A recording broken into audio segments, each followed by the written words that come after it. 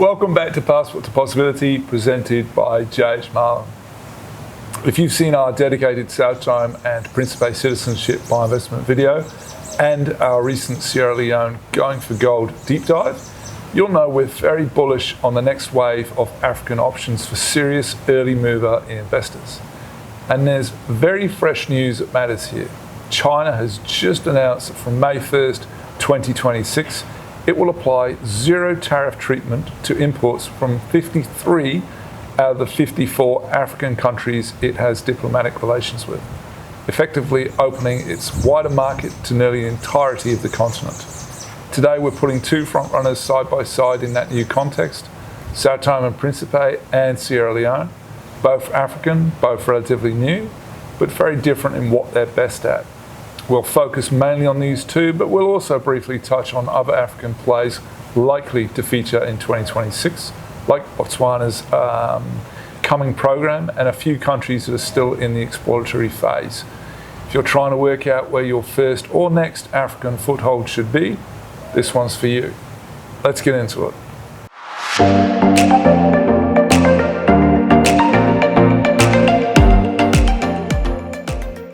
Jennifer, at a high level, how would you describe the main difference in positioning between São Tomé Príncipe and Sierra Leone? At a high level, São Tomé and Principe is a classic rules-based citizenship by investment program on an island that has clear pricing, clear routes, fast processing, and a structure that looks familiar if you're looked into Caribbean citizenship by investment. It's about speed, affordability, and a peaceful lifestyle base. Sierra Leone, by contrast, is a mainland ECOWAS country with an emphasis on heritage and/or strategic investment. The route there is closer to a discretionary fast-track naturalization in the national interest, especially for people of African descent or serious investors in priority sectors. So it's less about a menu of options and more about a tailored structure around your contribution. So São Tomé and Principe is the cleaner island citizenship by investment plug-and-play option. Sierra Leone is the more bespoke mainland heritage and business play inside a big regional bloc. Let's talk numbers and timing. How do they compare in terms of cost and how long things actually take? São Tomé and Principe is positioned around the US $90,000 mark for a single applicant on the standard route, with a relatively modest additional cost for dependents, especially compared with many Caribbean citizenship by investment programs. Processing time has been around the 2 to 4 month mark for well-prepared files, with some approvals happening faster.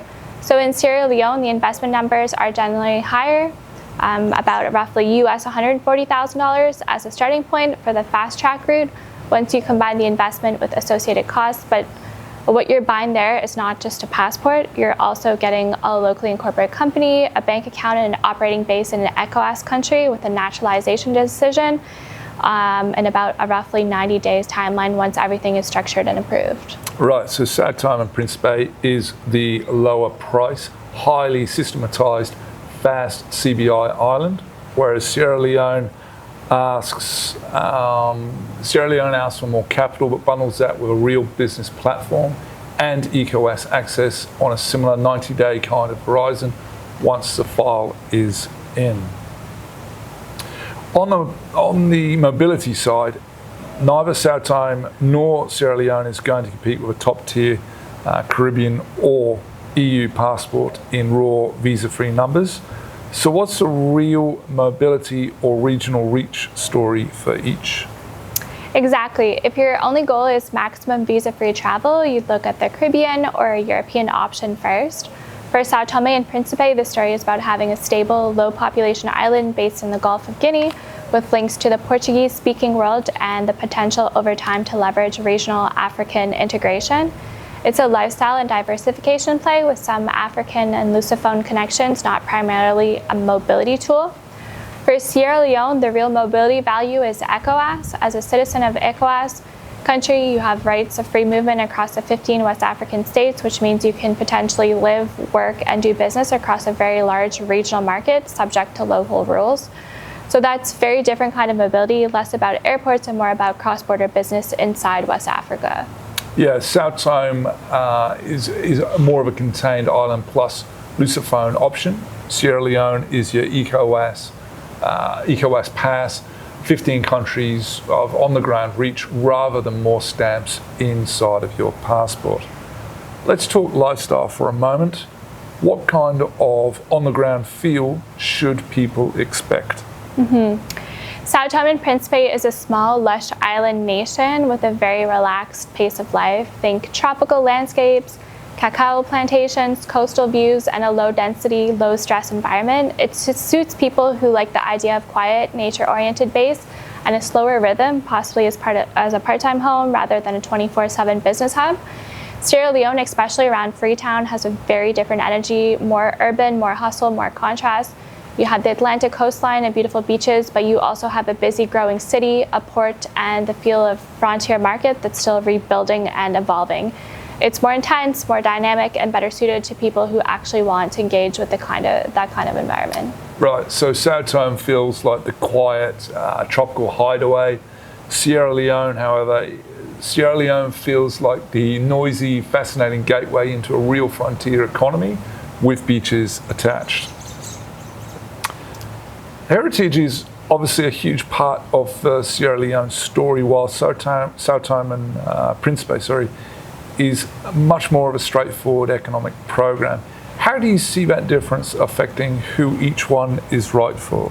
In Sierra Leone, heritage is a front and center for many applicants, especially in the African diaspora who are tracing their ancestry back to West Africa. There's a strong emotional component, ceremonies, land, community ties that you simply don't get in a pure citizenship and investment environment. For those clients, the citizenship is as much about identity as it is about strategy. In São Tomé, it's much more neutral in that sense. It's a clean, rules-based program where the main drivers are affordability, speed, and diversification. And that can be very attractive for families or investors who want an African foothold without needing to navigate a heritage conversation or a more discretionary basis. So if you're coming from a place of, I want to go home and build something, Sierra Leone has a resonance São Tomé simply can't match. If you just want a clear, neutral, fast African option, São Tomé fits better. That's the way to go. We've talked about ECOWAS and CPLP, but now we have this new China angle, zero tariff access from 53 countries from May 2026. For someone choosing between São Tomé Príncipe and Sierra Leone, does that change anything on the business side, or is it more background noise? It matters in different ways for each. If São Tomé Príncipe is covered by the zero tariff regime, then a São Tomé company exporting eligible products into China may potentially be able to do so without the same custom duties as before, which strengthens the case for using that island base as part of a wider African-Asia trade strategy. And for Sierra Leone, the combination is even more obvious. You have ECOWAS access on one side, so there's 15 West African markets, and from 2026, improved tariff access into China on the other. So if you're building in sectors like agriculture, light processing, or services to mining and logistics, that dual access can be very powerful. It doesn't turn either program into a magic bullet, but for serious operators who think in terms of supply chains rather than single countries, it's a notable tailwind. In simple terms, if both countries fit inside China's 53-country zero tariff list, São Tomé becomes a cleaner piece in an Africa-China trade puzzle, and Sierra Leone becomes more interesting for people who want to turn ECOWAS plus China into a genuine export corridor. We focused on these two, but viewers will also have heard us talking about Botswana and a few other African contenders. How do those fit into the picture if someone is thinking in terms of a broader African strategy? Botswana is very different proposition again. It's landlocked, Southern African, known for diamonds and governance. Its coming program is expected to be one of the most affordable, but the main appeal is stability, rule of law, and regional access to Southern African markets rather than island lifestyle or ECOWAS. You also have other countries exploring or refining routes, Egypt, for example, for people who want North Africa and potential MENA access, and a handful of others considering more formal programs. A sophisticated investor might eventually have a São Tomé or Sierra Leone base for West and Central Africa, a Botswana base for Southern Africa, and then separate Caribbean or European citizenship for global mobility.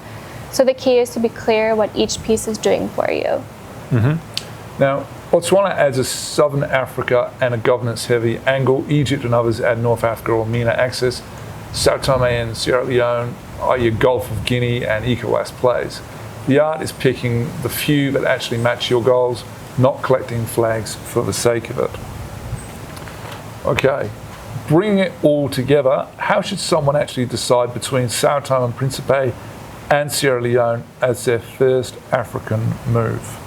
So I'd start with these 3 questions. One of the questions being, are you primarily looking for a clean, affordable, fast second or third citizenship with an African flavor and maybe a quiet island base? If yes, then São Tomé is likely to be the better initial fit. And another question, second, is do you have a personal or ancestral connection to West Africa and a real interest in building businesses in the frontier ECOWAS context? If yes, Sierra Leone may be worth the investment. And third, where does Africa sit in your overall plan? If you don't yet have a strong mobility passport or a stable tax base, I generally start with those in the Caribbean or ancestry routes and treat African options as a second or third layer, not your only anchor. So São Tomé Príncipe is a simpler, more neutral on-ramp. Sierra Leone is a deeper, more mission-driven play. And in both cases, the smart move is to place them inside a bigger picture, not treat them as the magic bullet. São Tomé Príncipe and Sierra Leone are both part of the same African story, but they play very different roles in a serious global plan. One is your fast, structured island entry point. The other is your ECOWAS and heritage-driven gateway into West Africa's real economy. Now, the added long-term significance of improved access into China's market in 2026. If you're trying to work out which one fits you or how to combine them with Caribbean, European or other African options, you'll find Jennifer's contact details in the description. This has been Passport to Possibility. If you'd like more deep dives into the next generation of citizenship and residency programs, make sure you're subscribed and we'll see you in the next video. Thanks, Jennifer. Thank you, Kevin. Bye.